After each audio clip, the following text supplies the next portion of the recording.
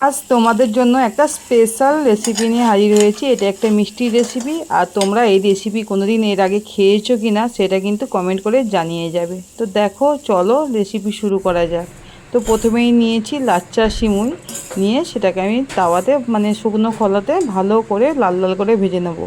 আর এদিকে একটা frying pan নিয়েছি, সেটা গরম করে নিয়েছি, আর নিচে ঘি ব্রাশ করে নিয়েছি। নিয়ে ভাজা সিমুইগুলো দিয়ে আমি এইভাবে চামচ দিয়ে প্রেস করে করে ছড়িয়ে দেবো আর চাপা দিয়ে দেবো। দিয়ে 5 মিনিট মতো গ্যাস সবসময় গ্যাস সিমেই থাকবে। এদিকে গুঁড়ো দুধ আমি একটু চিনি দিয়ে আর একটু জল দিয়ে গুলে একটা ক্ষীর মতো বানিয়ে নেব। দেখো, ক্ষীর আমার হয়ে গেছে। আর এদিক থেকেও একদিকে সিমুইটা লাল হয়ে গেছে, আর আমি ওপর থেকে এই গুঁড়ো দুধের ক্ষীরটা আমি ওপরে পুরোটা স্প্রেড করে দেবো ভালো করে।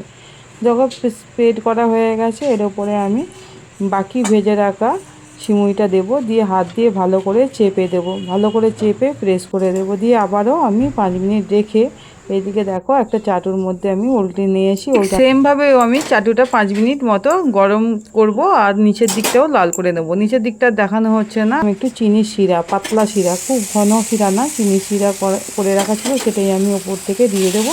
এই সময় গ্যাসটা কিন্তু বন্ধ থাকবে।